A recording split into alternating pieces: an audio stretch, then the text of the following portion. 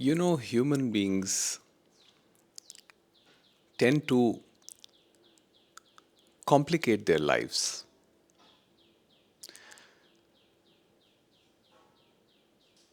Now, existence as it is already tough.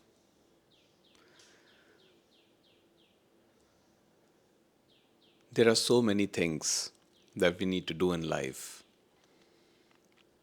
career, family, relationships. And we just complicate things by adding layers of doership, one after the other, onto things which are so simple. This morning I was trying to set up a dual SIM in one of the smartphones. And it was so confusing to make them both work while it is advertised that it's fairly straightforward and it can be done like this, but the real experience doesn't match up to that what is advertised. So I struggled with it. I tried, and I could see that irritation coming up in me, that this is not happening. And in that seeing of that irritation, in just that knowing that this is not happening, it just dropped, it just dissolved.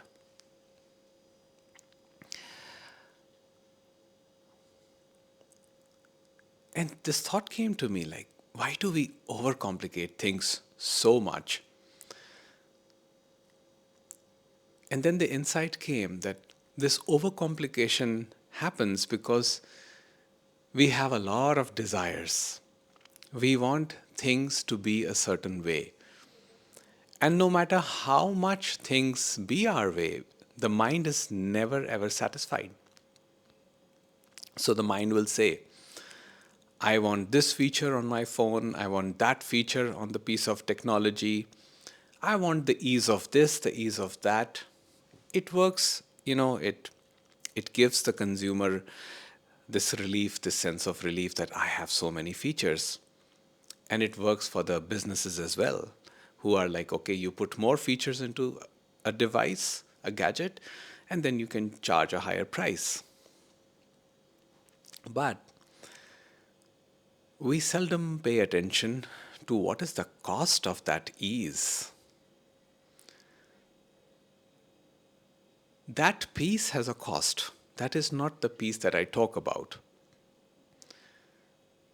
Because everything requires maintenance. And variables in life changes, situations in life changes. For example, sometimes you're okay with one SIM card. There are other times when you require two SIM cards and you need them to work flawlessly. But it doesn't happen as is advertised. It's not that easy, at least. So finally, I gave up on the thing and I was like, okay, maybe I'll ask someone else to do it. Somebody can, who's more tech savvy can probably do it. And now I actually empathize with the elderly who have such a hard time figuring this out because we constantly complicate things in the name of ease. We say, I want this feature because it's going to make my life easier.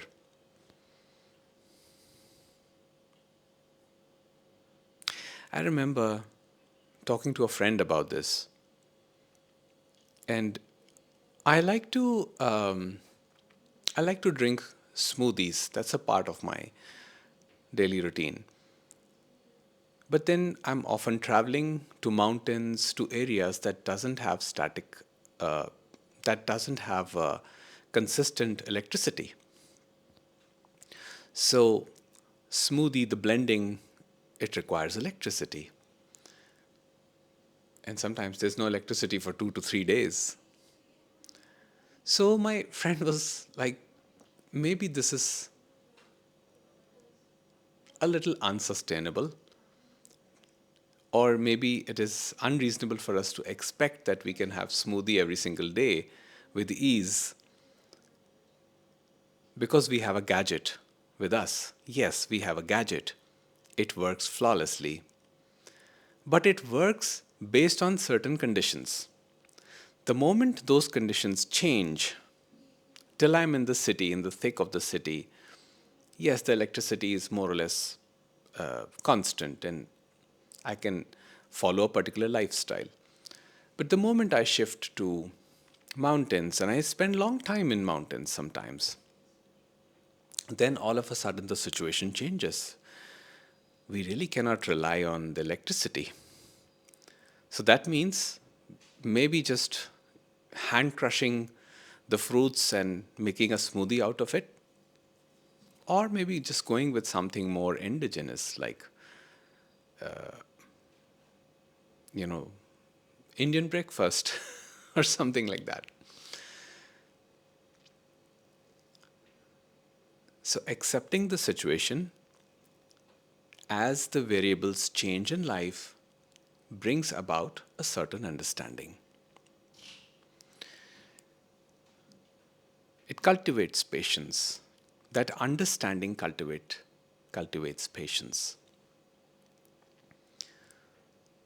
The more we try to force things and try to set things our way, the more there are chances that things are going to go wrong because things break. Similarly, in life, things are never constant in relationships too.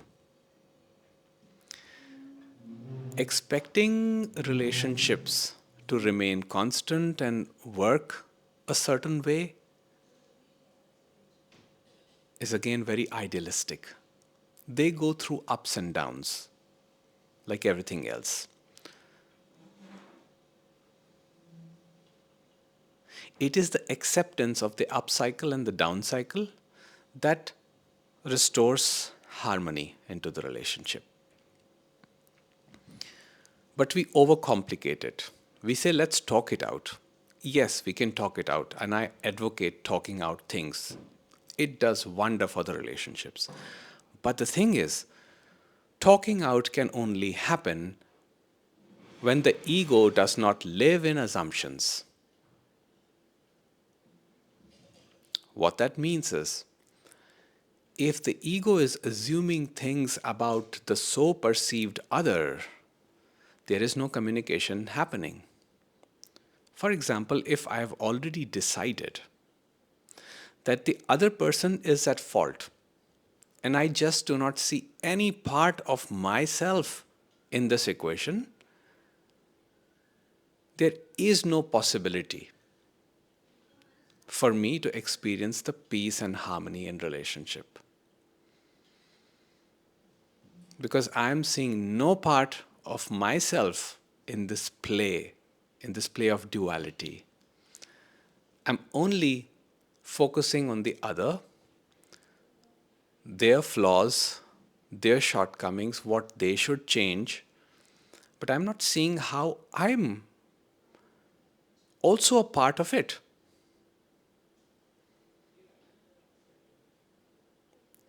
If the ego is in a very high level of assuming function, which means if the unconsciousness is high, then that person is more reactive. So what happens is like poking from both sides, and no communication is happening. So how do you even know that you're communicating?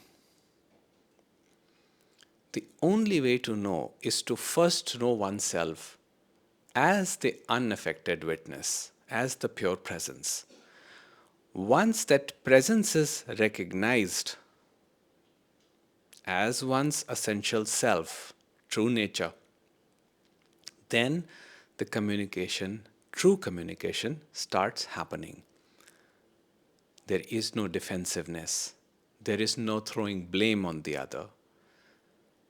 There is patience, there is humility, there is calm. There is logically working out the issues, not operating out of fear, which is destructive. Then it is communication. In the absence of fear, it is communication. That is what brings about the real change. Fear never brings about any change. Fear just propagates separation, which propagates suffering.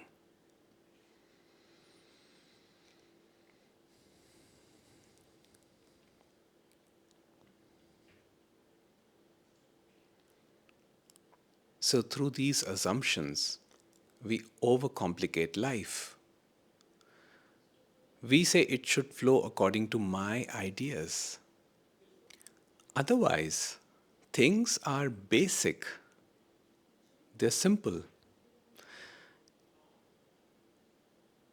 Ramesh Balsekar said that life is a simple imprisonment. No denying about it. I mean, if we see how things are operating, how we have overcomplicated life and living, it is a simple imprisonment. But he said it turns into rigorous imprisonment with the thinking mind, with the obsessive thinking, overcomplication. It turns into rigorous imprisonment.